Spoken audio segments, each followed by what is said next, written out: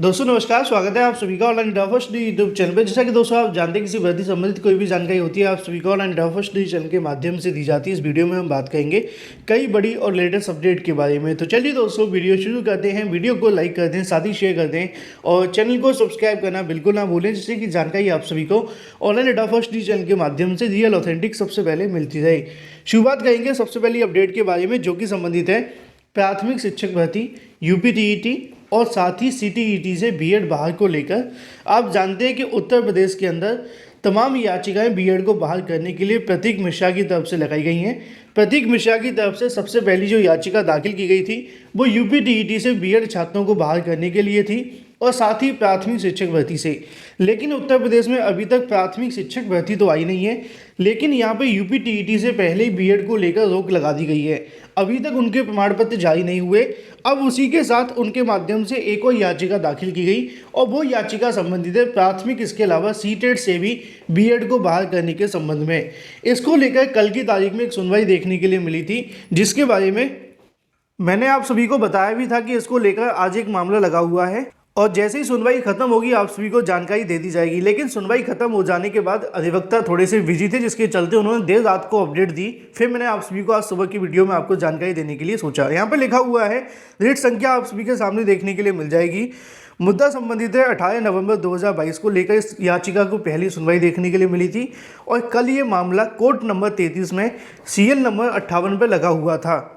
जैसे इस मामले को लेकर सुनवाई देखने के लिए मिली, फिर एक बार फिर से यहाँ पे बीटीसी अभ्यर्थियों की तरफ से जो याचिकाकर्ता हैं या फिर जो उनके अधिवक्ता हैं, उनके माध्यम से अपनी मांग रखते हुए कहा गया कि हाल ही में जो सीटेट को लेकर नोटिफिकेशन जारी किया गया है, उसके अंदर से जितने भी बीएड अभ्यर्थियों ने आवेदन किया है उनके आवेदनों पर रोक लगाते हुए एडमिट कार्ड जारी न किए जाएं, जो कि पिछली सुनवाई में इसको लेकर मांग भी की गई थी। लेकिन आप जानते हैं कि यहाँ पे हवाला दिया गया था राजस्थान हाईकोर्ट को लेकर। अब राजस्थान हाईकोर्ट के माध्यम से बीएड को लेकर जो आदेश दिया गया था उस पर राजस्थान हाईकोर्ट ने तो ऑर्डर दे दिया था, लेकिन अब ये मामला एससी में चला गया है और एससी की तरफ से अभी तक कोई फैसला देखने के लिए नहीं मिला, मतलब कि सुप्रीम कोर्ट के अंदर। तो यहाँ पर सरकारी अधिवक्ता के माध्यम से बताया गया कि अभी तक इस मामले को लेकर सुप्रीम कोर्ट ने अपना कोई फैसला नहीं सुनाया है। सुप्रीम कोर्ट की तरफ से इस मामले को लेकर अगली सुनवाई कब होने वाली है, इसको लेकर जजेस के माध्यम से पूछा गया तो उन्होंने बताया कि यहाँ पे जो अगली सुनवाई देखने के लिए मिलेगी वो 14 दिसंबर को होगी। तो 14 दिसंबर के आसपास ही इस मामले को लेकर दोबारा से आपको सुनवाई देखने के लिए मिलेगी। फिलहाल जजेस के माध्यम से इस मामले को लेकर कुछ भी कहने से जानकारी नहीं दी है। मतलब ये है कि इस मामले पर अभी भी कहीं ना कहीं जो सीटेट वाले अभ्यर्थी हैं उनको लेकर फैसला आने का इंतजार है। बाकी जैसे ही ऑर्डर जारी होगा लिखित में, उसमें आपको बहुत सारी जानकारियां दे दी जाएंगी, क्योंकि अधिवक्ताओं के माध्यम से वही जानकारी दी जाती हैं जो वो बहस करते हैं, क्योंकि कोर्ट के माध्यम से जो भी ऑर्डर देना होता है वो रिटन में दाखिल कर देते हैं। तो फिलहाल यहाँ पे अगर बात की जाए बीएड बनाम बीटीसी को लेकर, कल एक मामला लगा हुआ था जिसकी सुनवाई खत्म हो गई है। अभी फिलहाल सुप्रीम कोर्ट के ऑर्डर के बारे में जानकारी मांगी गई थी, क्योंकि सुप्रीम कोर्ट में अभी कोई फैसला नहीं हुआ है तो इस मामले को लेकर भी थोड़े दिन के आगे बढ़ा दिया गया है। हो सकता है कि सुप्रीम कोर्ट में सुनवाई होने के बाद इस मामले पर फिर से सुनवाई आपको देखने के लिए मिलेगी। बाकी जो भी अपडेट होगी ऑर्डर आने के बाद आप सभी को दे दी जाएगी। बात कर लेते हैं अपनी अगली अपडेट के बारे में, जो कि संबंधित है टीजीटी पीजीटी और चयन बोर्ड की भर्तियों के बारे में। दोस्तों जैसा कि आप जानते हैं कि उत्तर प्रदेश माध्यमिक शिक्षा सेवा चयन बोर्ड का जो भर्तियों का रिकॉर्ड रहा है, उनकी भर्तियां पंचवर्षीय योजना या फिर 10-10, 15-15 साल तक भर्तियां लटकी रही हैं। और उन्होंने ऐसा एक भर्ती के साथ नहीं किया है, 2 भर्ती, 3 भर्ती या फिर 4-4, 5-5 ऐसी भर्तियां जिनके साथ उन्होंने ऐसा कर रखा है। लेकिन एक ही ऐसी भर्ती देखने के लिए मिली थी जिसको कुछ ही महीनों के अंदर पूरा कर दिया गया था और वो भर्ती थी टीजीटी पीजीटी 2021 की। हालांकि उसमें सुप्रीम कोर्ट के आदेश के चलते इस भर्ती को पूरा करना था, तो आनंद फानंद में उस भर्ती को पूरा तो कर दिया, लेकिन उसके बाद एक बार फिर से चयन बोर्ड पंचवर्षीय योजनाओं की तरफ जाता हुआ दिखाई दे रहा है। अब चाहे आप इसको चयन बोर्ड की गलती कहें या फिर अगर बात की जाए सरकार की गलती, क्योंकि सरकार सदस्यों की नियुक्ति नहीं करती और सरकार की तरफ से अगर नियुक्ति कर दी जाए तो चयन बोर्ड की कार्यप्रणाली क्या होगी ये भी देखना दिलचस्प होगा। इसी को लेकर एक और जानकारी यहाँ पे सामने है, जो कि संबंधित है उत्तर प्रदेश के अंदर अगर बात की जाए चयन बोर्ड के माध्यम से होने वाली भर्तियों के बारे में। कई ऐसी भर्तियां जो कि कहीं ना कहीं न्यायालय के अंदर लटकी हुई हैं। इन तमाम भर्तियों के बारे में जानकारी यहाँ पे लिखी हुई है, जैसे कि 12,460 भर्ती, इसमें भी 5,948 पदों का मामला लटका हुआ है। बेसिक शिक्षा विभाग के अंदर 32,000 शिक्षकों की भर्ती। इसके अलावा अगर बात की जाए परिषदीय प्राथमिक स्कूलों में 4,000 उर्दू शिक्षकों की भर्ती या फिर 69,000 शिक्षक भर्ती, जो कि 6,800 का मामला। इन तमाम मामलों को लेकर तो अभ्यर्थी पहले से परेशान नहीं है।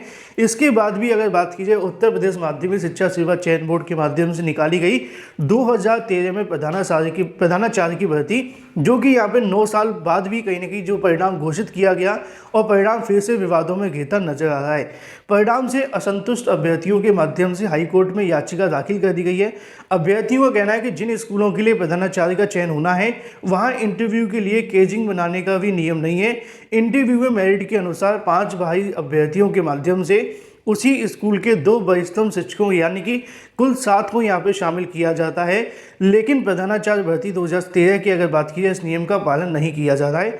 अब इसी को लेकर एक बार फिर से मामला न्यायालय में चला गया है और आप तो जानते हैं कि जब जब मामला न्यायालय में जाता है तो भर्ती और लंबे समय के लिए लटक जाती हैं।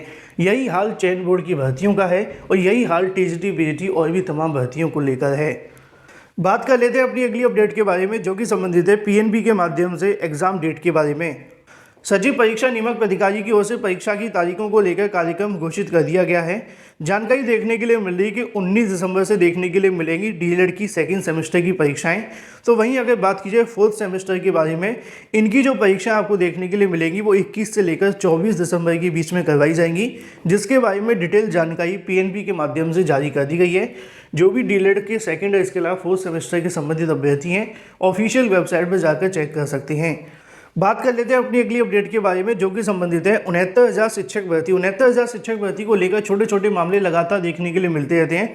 एक याचिका यहाँ पे दाखिल की गई थी 69,000 शिक्षक भर्ती के अंदर, जहाँ पे उसकी नियुक्ति को रद्द करने को लेकर मांग की गई थी। उसी के संबंध में कोर्ट के माध्यम से जो आदेश है वो दे दिया गया है, जिसके बारे में जानकारी आप सभी को यहाँ से देखने के लिए मिल जाएगी। सहायक अध्यापकों की नियुक्ति को रद्द करने का जो आदेश है उसको खारिज कर दिया गया है। असल में यहाँ पे जो मामला है वो नीचे लिखा हुआ है कि आवेदन फॉर्म में शिक्षा मित्र संबंधी गलत जानकारी देने का मामला देखने के लिए मिला था। इलाहाबाद हाईकोर्ट की अगर बात की लखनऊ खंडपीठ ने सहायक अध्यापक पद पर तैनात उन अभ्यर्थियों की नियुक्ति रद्द करने का जो आदेश है उसको यहाँ से खारिज कर दिया है, जिन्होंने आवेदन फॉर्म में शिक्षा मित्र संबंधी गलत जानकारी दी थी। कोर्ट ने राज्य सरकार की वसूली के आदेश को भी खारिज कर दिया है। यह आदेश न्यायमूर्ति ओम प्रकाश शुक्ला की एकल पीठ के विजय गुप्ता एवं अन्य की याचिका पर यहाँ से सुनवाई करते हुए दिया गया है। बेसिक शिक्षा विभाग के अभ्यर्थियों की अगर बात की जाए मामले को लेकर पुनर्विचार याचिका को भी कहा गया है। नीचे जानकारी देखने के लिए मिली है कि याचिकों ने कोर्ट को बताया कि सहायक अध्यापक भर्ती 2019 में उनका चयन हुआ था। राज्य सरकार ने ऑनलाइन आवेदन फॉर्म में गलत जानकारी देने के बाद उनका चयन व नियुक्ति रद्द कर दी थी। साथ ही उनको जो वेतन की रिकवरी को लेकर भी आदेश दे दिए गए थे। मामला न्यायालय में गया तो न्यायालय के माध्यम से सरकार के उस आदेश को ही यहाँ से रद्द कर दिया गया और जिनको यहाँ पर नौकरी मिली उनकी नियुक्ति रद्द करने को लेकर जो आदेश दिया गया था उसको भी खारिज कर दिया।